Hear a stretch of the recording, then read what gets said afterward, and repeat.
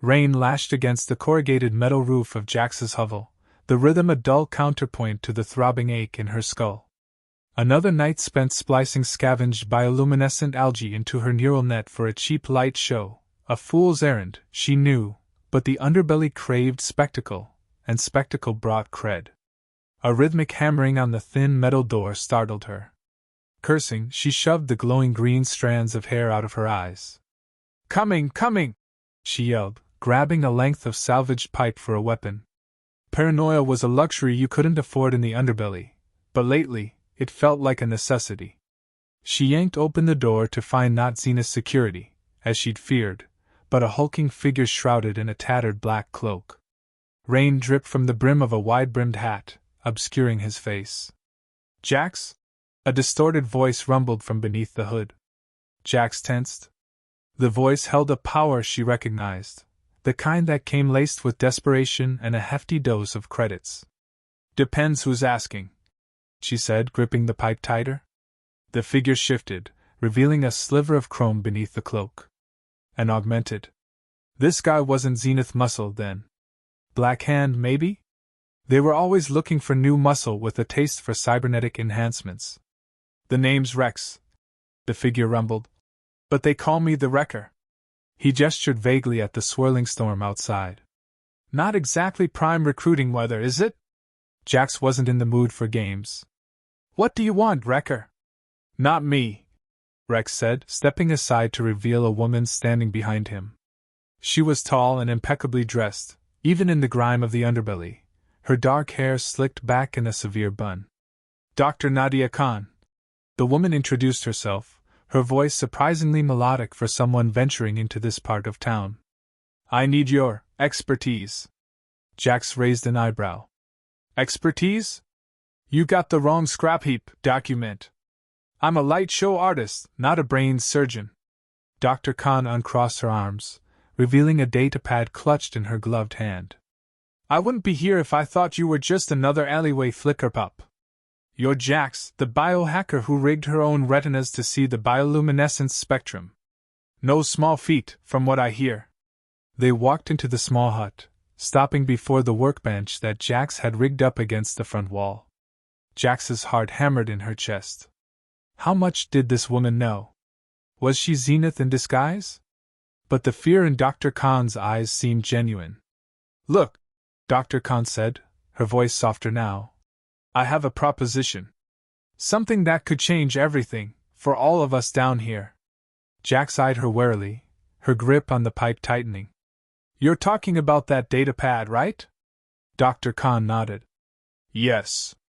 I have information about a new drug, one that could revolutionize the augmentation market. It's called Sargasian Phase Shifter, and it has the potential to make any cybernetic implant compatible with organic tissue." Jax's eyes widened. "You're talking about turning augmented people into superhumans?" "Not quite," Dr. Khan corrected her. "It would mean an end to the need for replacement parts. An end to the constant maintenance and upkeep required by augmentation. It could change the game completely." Jax considered this. The potential for power, credits, and respect was intoxicating. But she also knew the risks. The Black Hand would stop at nothing to get their hands on something like that. "Why me?" she asked finally. "Why not take this to someone on the inside, someone with more clout?" Dr. Khan hesitated, then lowered her voice to a whisper. "Because I'm not authorized to speak with anyone outside of my team. And I can't trust them. I need someone who can keep this secret, someone who can work alone." Jax considered the woman before her. Dr. Khan seemed desperate, but there was something about her that suggested she was hiding something else. Something more. "All right," Jax said at last, her voice steady. "I'm in. But you're gonna need to pay me well, and you're gonna need to keep me safe. Deal?" Dr. Khan nodded, her expression a mixture of relief and determination. "We have a deal, Jax. Now let's get to work." She placed a small data chip into Jax's palm. "This contains the information you'll need to begin. There's also a cryptocard with a small retainer. Once you've accessed the chip, erase it from your system and destroy the chip. The rest of the payment will be deposited into your account incrementally, as you complete certain milestones. Jax pocketed the chip and cryptocard, feeling a thrill of anticipation course through her. I won't let you down, document. But I'm gonna need some help. I'm not as connected down here as you are. Dr. Khan considered this for a moment. Very well. I have someone in mind. His name is Kobe. He's a tech-savvy thief who can get his hands on anything. I'll set up a meeting between the two of you. In the meantime, here's a secure line. If you need to contact me, use it. She slid a small communicator across the table. Jax palmed it, feeling its cool metal surface. Thank you, Dr. Khan. I won't forget this. Dr. Khan nodded curtly and disappeared back into the shadows of the underbelly. Jax watched her go, wondering how much more there was to her story. She activated the communicator, a holographic display flickering to life above it. A secure connection was already open. She tapped a button and waited for a reply. Kobe, you there? She asked, her voice barely audible over the din of the bar. There was a brief pause, then a rough voice came through. Yeah, who's this? The voice sounded dead familiar, but didn't sound like someone Jax would have met before. Jax. She identified herself. I'm gonna need your help with something. Can you meet me in the back alley of the Silver Serpent in an hour? There was another pause. Sure, Jax. I'll be there. Jax clicked off the communicator, a smile playing at the corners of her mouth. The game was afoot. She left the bar and made her way through the twisting, shadowy alleys of the underbelow. The smell of garbage and sewage was overwhelming, but she ignored it, her senses trained on her surroundings. She knew Kobe would be here. He always delivered. As she rounded a corner, she spotted him leaning against the wall, his body language a mix of casualness and alertness. He looked up as she approached, his dark eyes narrowing. You're Jax, right? She nodded, not bothering with small talk. I need your help with something. Dr. Khan put you on the job, didn't she? Kobe's expression turned sour. Yeah, she did. And I'm not too happy about it. But I owe her, so I'm here. He glanced around, then took a step closer to her. What's so important that you need a guy like me for? Jax pulled the data chip and cryptocard out of her pocket, handing them to him. This is what I need you to find out. And I need to know everything you can get your hands on. She paused, her gaze steady. But you have to promise me one thing. Kobe raised an eyebrow. Oh yeah? Whatever you find, you don't tell her. Or anyone else. Not until I say so. Kobe considered her words for a moment, then nodded. All right. I get it. But you know I'm gonna need some coin up front, right?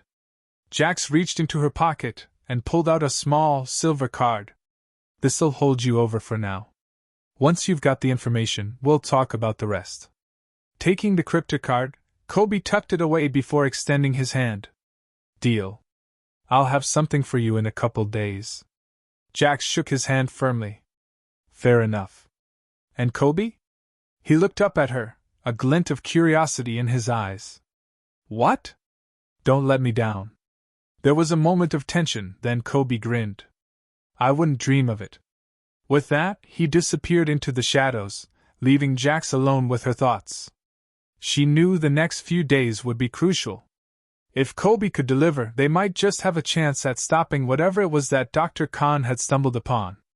And if he failed, well, she didn't want to think about that. Jax made her way back to the Silver Serpent, her mind racing with possibilities. The air in the bar was thick with the scent of cigarette smoke and cheap liquor. The patrons, a mix of criminals and low-level employees, went about their business without paying her any mind. It was just another night in the underbelly.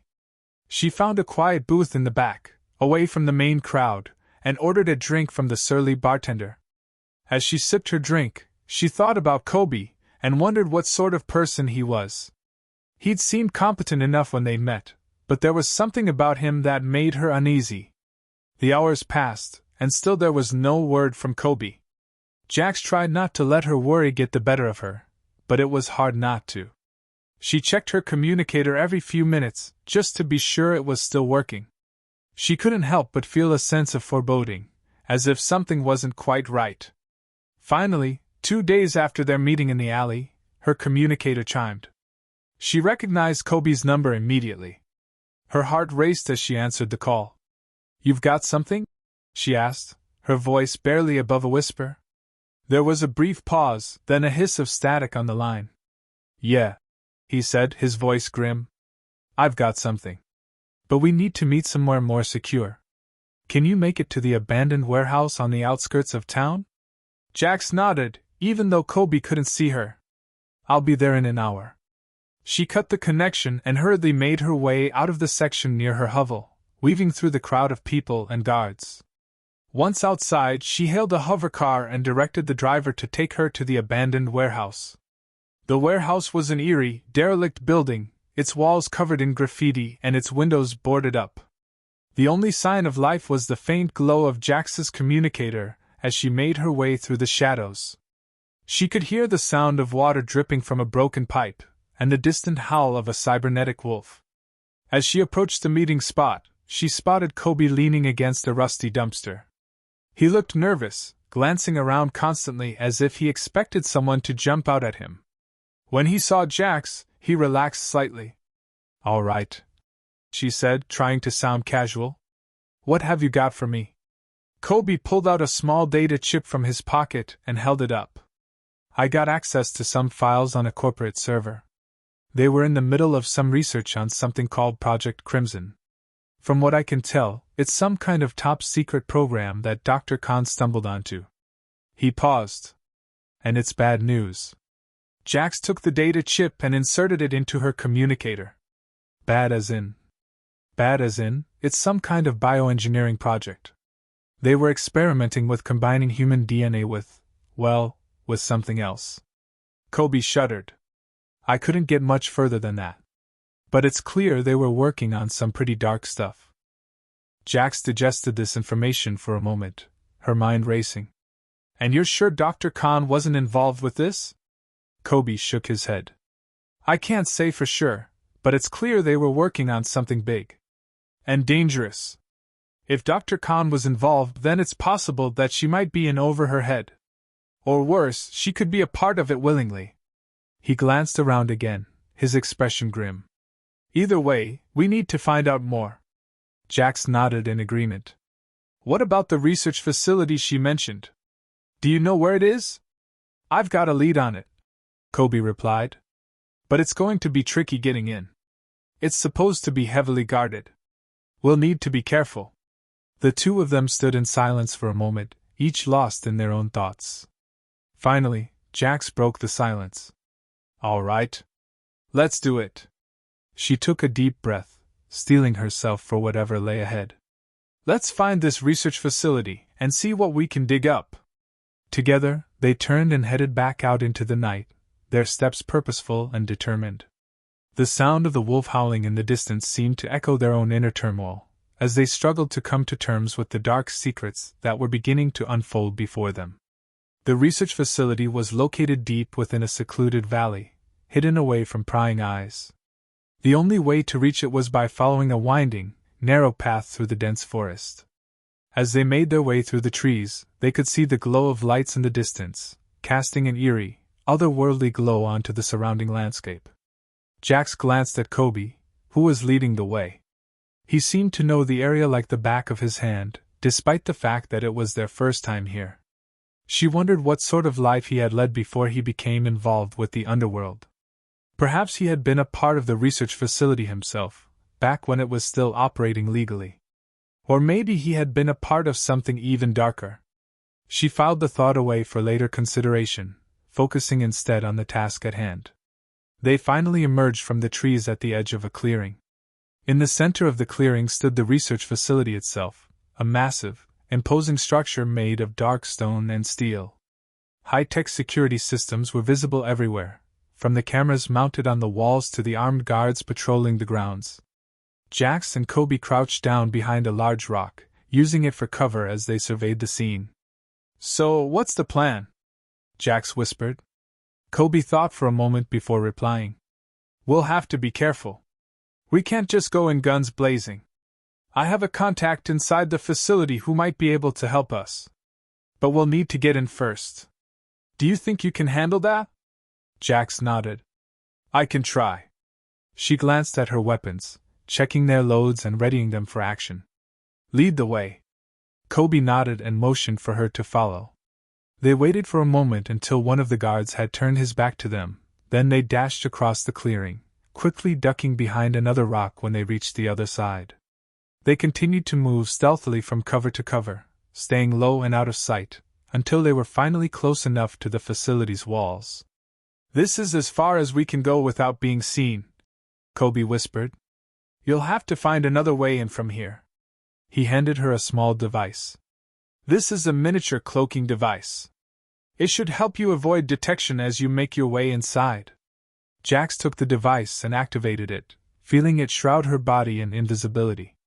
Thanks, she whispered before slipping away from Kobe and disappearing into the shadows.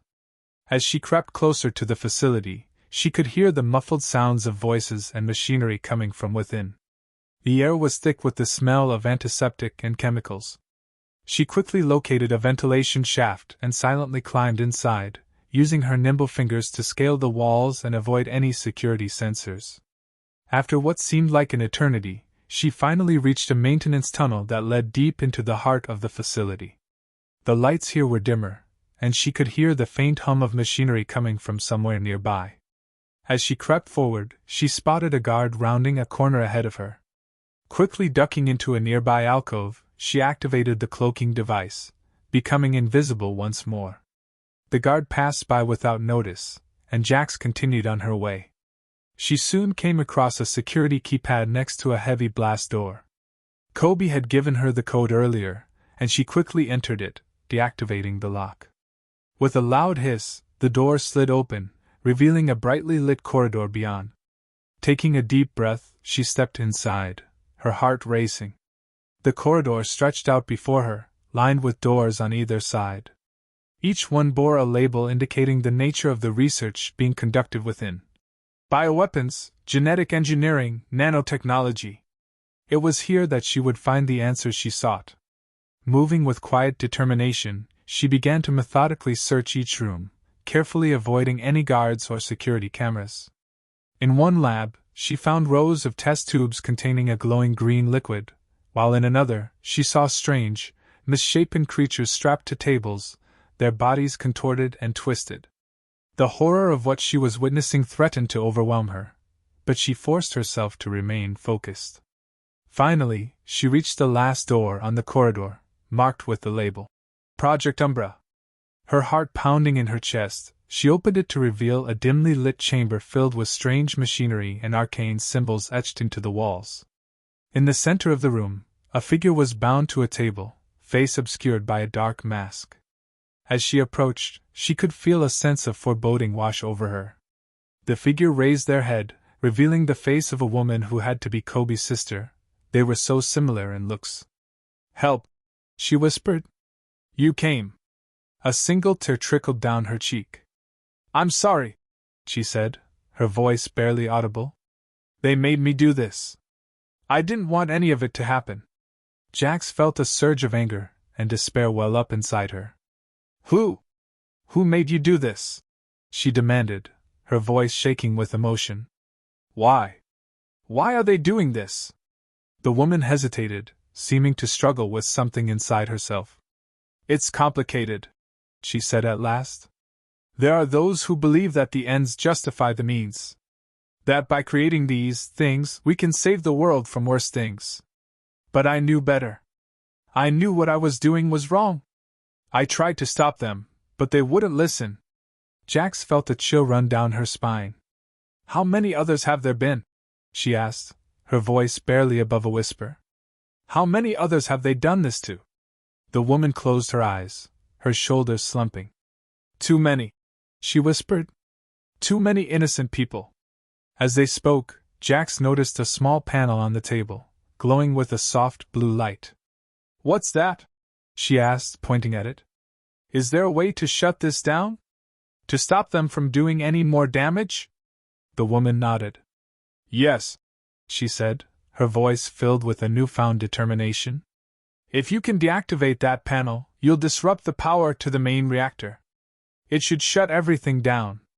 Taking a deep breath, Jax moved closer to the table and began to study the panel, her fingers tracing the pattern of symbols etched into its surface. She quickly found the sequence of buttons that would shut down the reactor, and prepared herself for what she knew would be the final act of this terrible drama. With a deep breath, she pressed the buttons in the sequence, and waited. The lights flickered, and then went out, plunging the chamber into darkness. A low rumble echoed through the room as the machinery shut down. For a moment, the only sound was the woman's ragged breathing. Finally, Jax turned back to the woman, who had lowered her head in relief. "Thank you," she whispered. "I wish there was something more I could do." Jax knelt beside the table, gently taking the woman's hand in her own. "You've done enough," she said, her voice soft and reassuring. "You've given us the key to stop them. We'll make sure they pay for what they've done."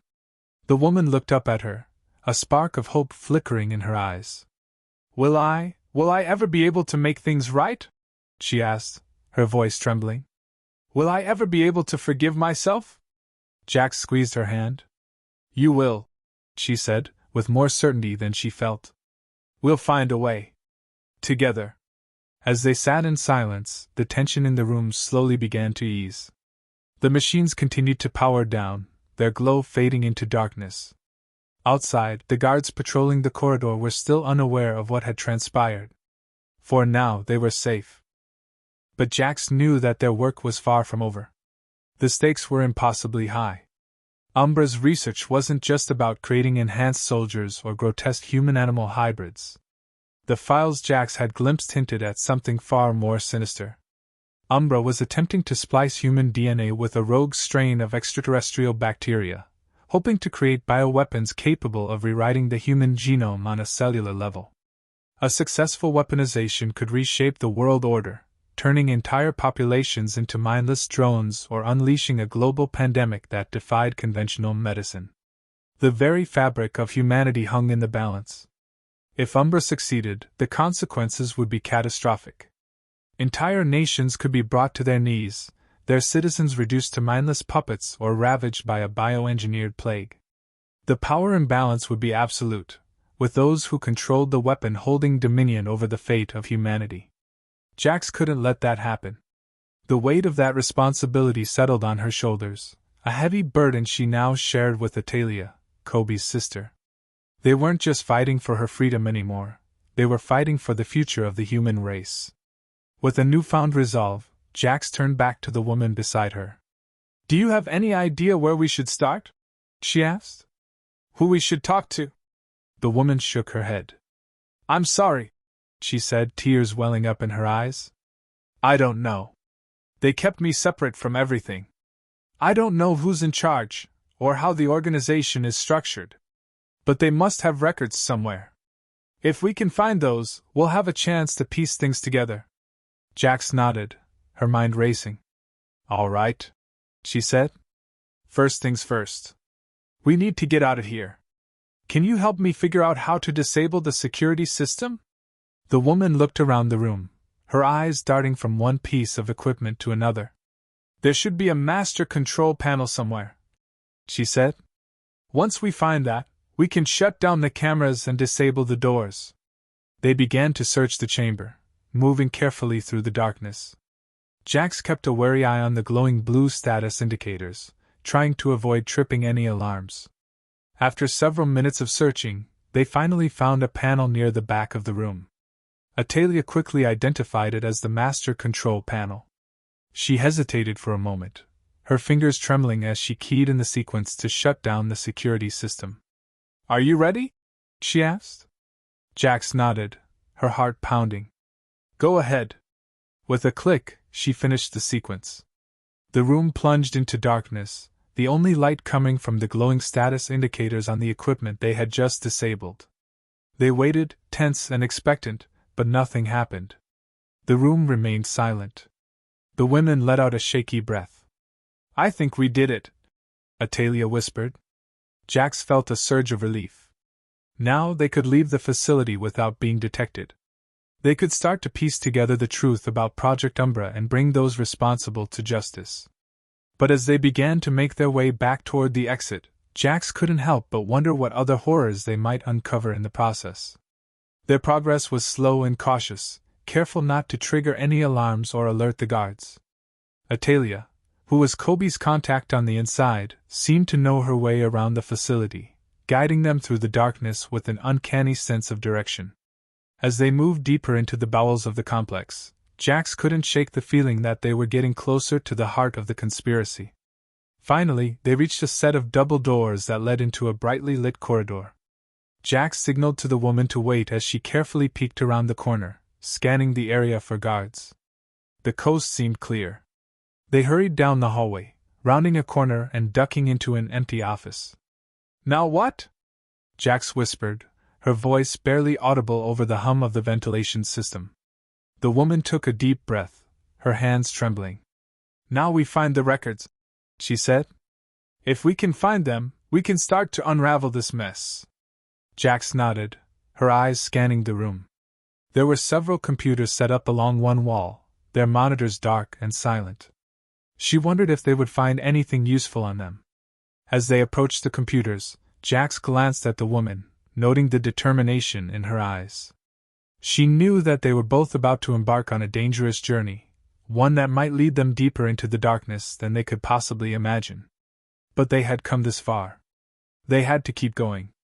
For all the others who had died at the hands of Project Umbra, they had to see this through to the end. With grim determination, they began to search the computers for any information that might help them bring the conspiracy to light. They pored over the data, uncovering a web of secrets and lies that stretched far beyond the walls of the facility. There were documents detailing human experimentation, financial records linking corporations and governments to the project, and even video footage of the atrocities that had been committed in the name of Umbra. The more they discovered, the more determined they became to see justice served. As the sun began to rise outside, casting a pale orange glow through the windows, they found what they had been looking for: a series of encrypted files containing the names and locations of all the participants in the project, from the highest-ranking officials to the lowest-level researchers. They had done it. They had uncovered the truth. But with this knowledge came a newfound sense of danger. Now that they knew too much, they were no longer just targets, they were threats. They had to be careful as they made their way back through the facility, avoiding security cameras and armed guards. Every step had to be planned, every move considered. Finally, they made it back to the disabled security control panel. Atalia now led them to a maintenance tunnel, where they could exit the facility without being detected. As they hurried through the darkness, Jax couldn't shake the feeling that they were leaving one dangerous world behind, only to step into another. But they had no choice. They had to keep moving forward, if they were to ever bring an end to Project Umbra. Relief washed over Jax, the tension leaving her in tremors. She stole a glance at Atalia, her face etched with exhaustion but a resolute fire in her eyes. In that silent exchange, Jax saw not just fatigue, but a fierce determination that mirrored her own. They had faced death together, and in that crucible, a wordless understanding had formed between them. Weeks passed as they followed the trail of evidence, crossing borders and eluding capture at every turn. They stayed in cheap motels and ate at rundown diners, always careful to maintain their cover stories. Atalia, who had been trying to blow the whistle for a long time, guided them through the maze of documents and encrypted files, helping them piece together the puzzle of Umbra's true intentions. As they delved deeper into the conspiracy, they uncovered shocking revelations that reached far beyond the confines of the secret facility. Corporate executives, government officials, and even high-ranking military officers were implicated in the atrocities committed under the guise of research. The scope of the corruption was staggering, and Jax, Kobe and Atalia knew that they couldn't bring down the entire system alone. They would need help. They decided to reach out to an anonymous whistleblower hotline, hoping to attract the attention of people who could make a difference. It was a risky move, but they had no choice. They crafted a meticulously worded message, detailing the evidence they had uncovered and imploring the recipients to help them bring down Umbra before it was too late. Then, With trembling hands, Jax hit the send button. Days turned into weeks as they waited for a response. They continued their investigation, gathering more evidence and building their case, but the waiting was excruciating. Jax found herself unable to sleep, haunted by the countless people who had died at the hands of Umbra. She knew that they were running out of time, but she couldn't shake the hope that their message had been received. Finally, a reply came through. It was from someone claiming to be with the Gene Guard, and they were interested in meeting to discuss their findings. They arranged to meet in a secure location, and as the day of the meeting approached, Jax, Kobe, and Atalia grew more and more nervous. They knew that they were putting everything on the line by revealing their identities and their evidence, but they felt that it was a risk worth taking. The meeting took place in a nondescript hotel room, where they were greeted by a team of Gene Guard agents. The lead agent introduced himself as Agent Williams, and he thanked them for coming forward. They showed the agents the evidence they had gathered, and Agent Williams nodded, his expression grim. He told them that their information was vital to bringing down Umbra, and that they were in grave danger. The Gene Guard would need time to gather more evidence and build a solid case, but they assured Jax and her team that they would do everything in their power to protect them. In the meantime, they would need to go into hiding. The agents arranged for them to stay at a safe house, where they would be kept under round-the-clock surveillance. As Jax, Kobe and Atalia settled into their new, temporary lives, they knew that the battle was far from over. They would have to be patient and trust in the Gene Guard to do their job. But deep down, they both knew that the road ahead would be long and fraught with danger. They had unleashed a storm, and there was no going back now. The only thing they could do was hold on tight and hope for the best. Thank you for watching this video. I hope you enjoyed it. If you did, consider subscribing to stay updated with our latest stories, give us a like if you want to see more, and drop a comment below to let us know your thoughts.